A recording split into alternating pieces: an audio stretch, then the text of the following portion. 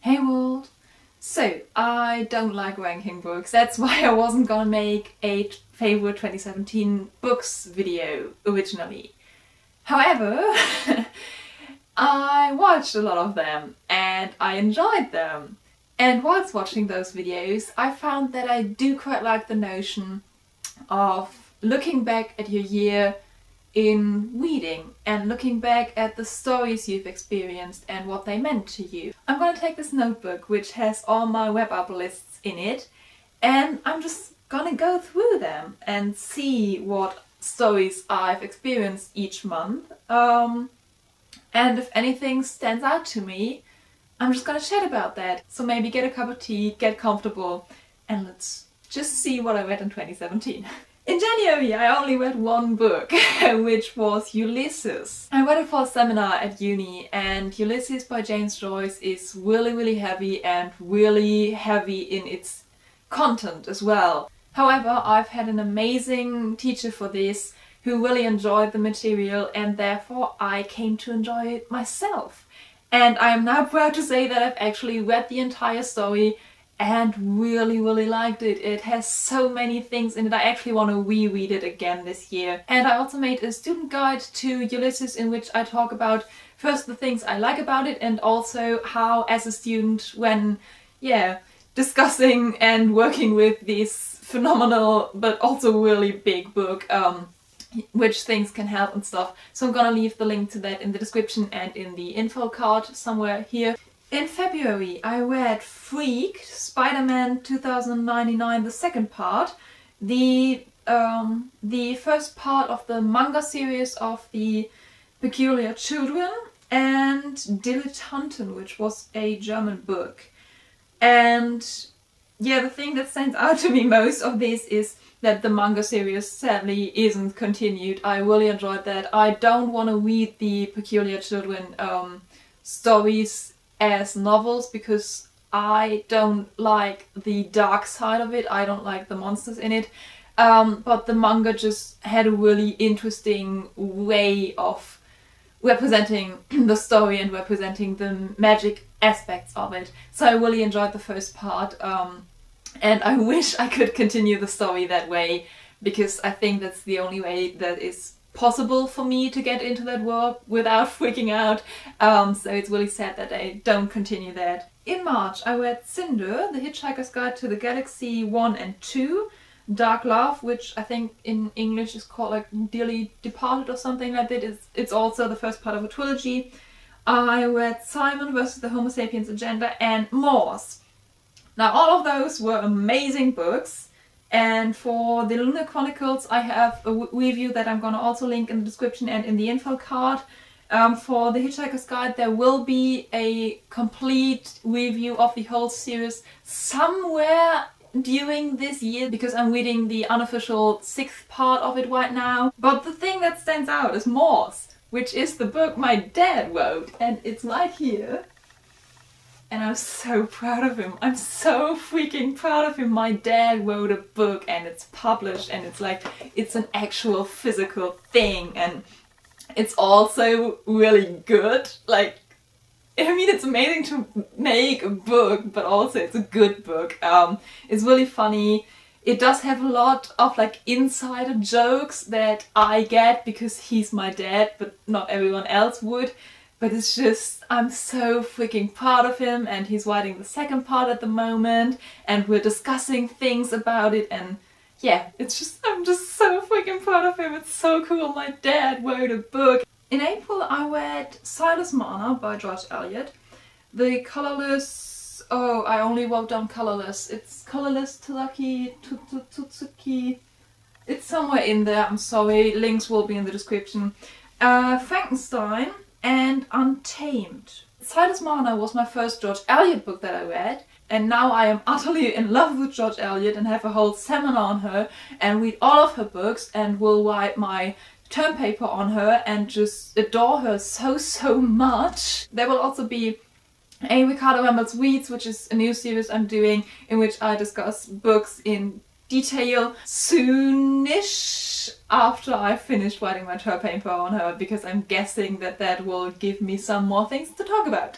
And then Frankenstein, which also was so surprising how much I loved it. It was so wonderful. I also wrote a term paper in defense of the monster in Frankenstein, which just, it was fantastic. And I'm currently planning my bachelor's thesis, for which I will probably use Frankenstein. So safe to say, those two university books that I wasn't that impressed with when I read them on the syllabus have kind of had an influence on me. In May, I read Animal Farm, the first part of the Tinker Farm, or the Ordinary Farm in English, then the first part of the Archived, and the first part of the, oh, what is it? The Mars series, I don't know. And the third part of Hitchhiker's Guide to the Galaxy. I'm currently reading the second part of Tinker Farm, or Ordinary Farm, with my best friend, which is really fun. We kind of always start by saying, yeah, I don't really have that much to say about these chapters that we just read, and I kind of agree with everything you said, and somehow we end up having like 3-hour discussions about whether or not you can climb a wall. It's just really weird, and that's why I love it. Oh yes, in June was the LGBTQIAReadathon by George Lester. I think he did that. For which I reread Openly Straight for the billionth time, and I don't have to tell you how much I love that book. It just means so much to me. I love it so much. Please read it. Then I read 7 Ways We Lie, which was really interesting in its pansexual representation, because we do have a pansexual character in it, and there was a wonderful part about the explanation of how you know you're pansexual. I also talked about that in the wrap up, so links down below. This description section will be completely full with all the links, but just, yeah, watch all those. And Kissing Kate, which I think I didn't enjoy as much. And then I also read Night Vale and Schwarz und Silber, which I think was the German translation of an Italian book, I'm not quite sure anymore. Then The Muse, and also Ink. And Night Vale is the one that I remember most distinctively. I think Muse was also really, really great, but Night Vale was just so random. It's just, basically it's about a town where everything ordinary is unordinary, and it was, or extraordinary. That's really the word that works best for this novel, extraordinary, in the sense that nothing's normal. Nothing's normal. It's just so weird in such a brilliant way. It's almost Hitchhiker's Guide to the Galaxy weird. Like, it's almost that level of genius that's just so weird, and I love it. And yeah, I still haven't checked out the radio show that it's kind of based on, but I will do that eventually, I promise. In July, I read P.S. I Still Love You, then the next part of the Hitchhiker's Guide series, and Scarlet, again separate videos for those, and Swimming Lessons. Oh yeah, Swimming Lessons was the one that I think the English title, or the German title for it is like A British Marriage or something like that. Really weird title. It was a really weird book. I still don't know what to think about it, but I think it's great writing, just like objectively speaking, but with the feelings, I don't know. P.S. I Still Love You. Oh yes, I buddy read that with Lizzie. Which was so amazing. It was so funny, and we were so angry at some characters and just ranted about them for hours and hours on end, and what they did and why they did that and how stupid are they, and yeah, it was so funny. I love buddy reading things. Yeah, it kind of gives you a whole nother level of experience when reading, and it was so much fun. I can't wait for the third part, but still isn't translated. Why isn't it translated yet? Then in August, oh yes, that was the BookTubeAthon, which was a bit messy because I went to England with my mom for that, or during that time, and it was also her birthday and also Sitsi. So it was kind of all mess and it was all over the place, but I still managed to read 4 books. I managed to read an X-Men comic, Quest, Note to Self by Connor Frenter, and The Gentleman's Guide. And then additionally to that I also read Mitch Albom's 5 People You Meet in Heaven and Winter. So I completed the Lunar Chronicles, and I don't know which one to pick for this, to be honest, because I mean, obviously Connor Fuente means a lot to me. His books are wonderful. I also will link my Twitter down below because I always took photos during my trip with my mom wherever I read the book, and so that was just, it was like a nice travel diary. Mitch Albom has this way of just reaching into my heart and squishing it, but in a way that I really enjoy. I just love Mitch Albom and I want to read all his books, and he has this way of just leaving me a complete mess and I don't even understand why. X-Men was a comic that had no context for me from the plot, because I just bought it because it was published in my year of birth and it had the original Wolverine on it, and I just really enjoyed that, and I kind of just hung it up on my wall and I decided to actually read it. So it made no sense plot-wise, but it was a really fun experience. And then The Gentleman's Guide to Vice and Virtue, just fantastic! I also wrote a poem on it, which I might actually do a video about in like a kind of piratey steampunk look. We'll see if that happens. In September I read Tim Thaler, The Upside of Unrequited, Niora, the first 3 parts of the manga Graffiti of the Moment, the next part of Hitchhiker's Guide, and Ferris, which is the companion to the Lunar Chronicles, as well as Murdstone. I guess Niora just needs attention because it's by Jenny Nguyen, who's my favorite author of all time. I love her so much, and this was actually her first book ever. And she published it like really young. I think she was 16, I'm not quite sure. Maybe she was even 13 or something like that. Because I've read this now, after I've read so many of her other books, and after I've also, yeah, kind of become part of this world she has created, I did see a lot of like details and a lot of metaphors and a lot of themes that she went on using in other books. But for me it seemed like this was a compilation of all her books that I've read before, but she had written them afterwards. And yeah, you just really see the roots. And also what was so fascinating was that it was really, really good. Like with most authors, you get this sense of them becoming better and better in their writing style and becoming more secure in this, yeah, in this world they create and in the themes they use and in the characters they create.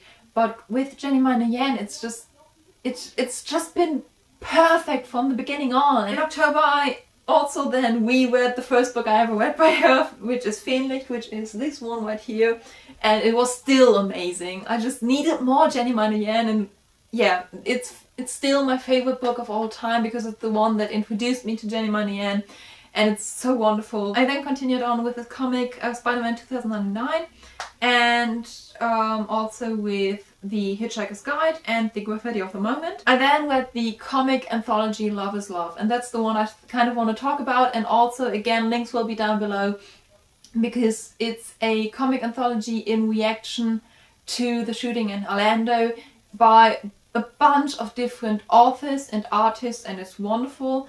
And part of the money that is made from the sales goes to, yeah, just charity to help the victims and the victims' families and organizations to help the queer community. I honestly think this should be something that kids at school get to read because it's so easy in the sense that it is comic and it is like very little story, but it just includes so much. There's so much humanity in it. And then I also read The Sun Also Rises and The Mill on the Floss, which is another George Eliot book that I loved, as well as Secret Fire and As You Like It by Shakespeare.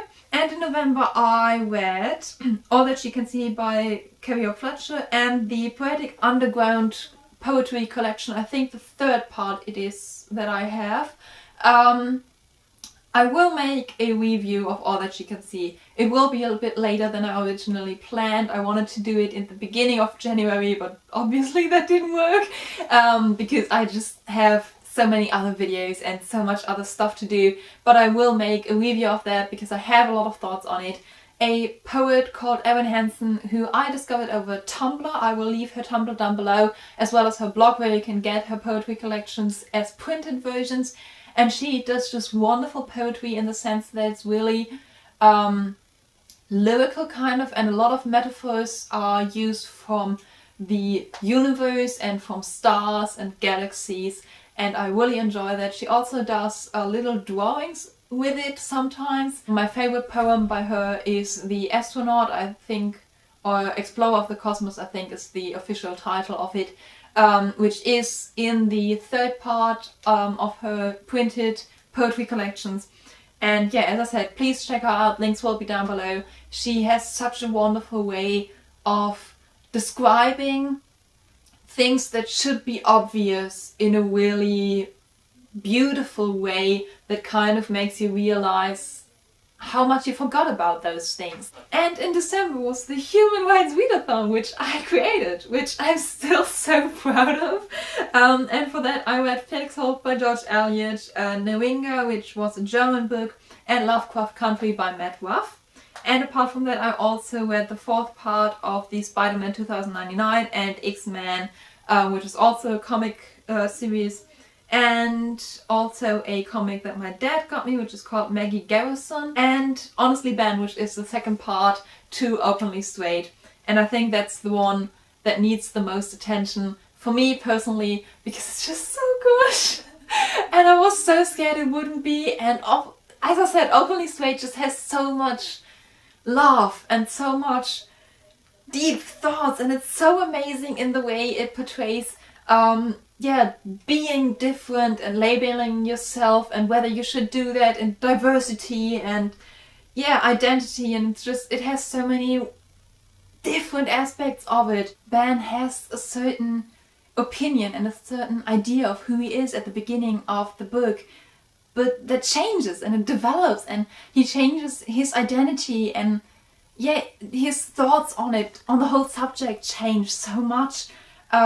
And that's allowed, and I think that's also why I love rereading Openly Straight, and why I know that I'll also love rereading Honestly Ben in the future, because change is allowed in it. It's allowed to change your opinion, and therefore I can always develop my own ideas, and I can find new ideas, and I can find new things to take away from it, and new reactions, and new